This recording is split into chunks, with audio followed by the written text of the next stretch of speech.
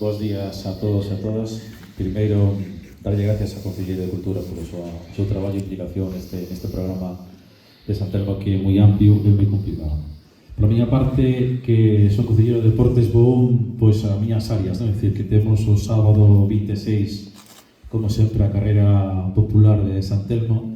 Este ano queríamos facelo algo especial e emotivo, non? Porque este ano, por desgraza, desapareceu o noso compañeiro Tato, e vai levar o nombre memorial tanto na carreira de San Telmo. Entón, bueno, queremos fincar ese nome nesa carreira porque lo merece, porque a súa implicación sempre no deporte e sempre na ubicación na carreira de San Telmo era, bueno, dedicaba a alma eterna para que esas probas salieran todas ben. Entón, bueno, desde o Club Atletismo e o Técnico de Deportes apostamos por este evento, e creo que necesitaba o nombre de memorial tanto en un reconocemento que todo o que se faga hacia él é pouco, non? Entón, bueno, esta proba está consolidada, unha proba que tranquilamente resultamos entre 800 e 1000 persoas correndo o sábado de San Telmo, o sábado 26. A partir das 11 da mañá, pois animamos a toda a xente, nenos, cativos, maiores, todo o que queira facer, limpiar a pureza dos excesos de San Telmo e facer un poquinho de deporte. O sábado pola mañá temos unha cita na Cordeira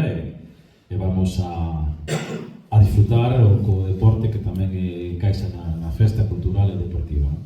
Despois tamén temos en San Bartolomé a Feira Cabalar, que seguimos apostando por 3 días, que é o sábado, domingo e luns.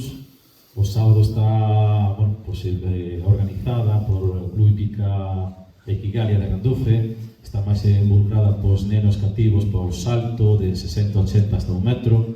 É unha proba moi bonita para ir a mirar, disfrutar a xente que lle gusta e ama o mundo do cabalo, que aquí en Tui pois son moitos. É unha feira casi centenaria, que decir que xuntamos casi 1000 e pico cabalos o luns.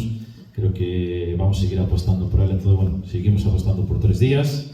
E o domingo xa temos unha ruta cabalar que vamos a salir desde San Bartolomé, vamos a ir hasta Caldelas, vamos a facer unha ruta con tranquilamente 200 e pico jinetes. Entón, bueno, creo que é unha aposta moi bonita. E nada, despois pola tarde xa temos os tipo o enganche, o salto, gincanas.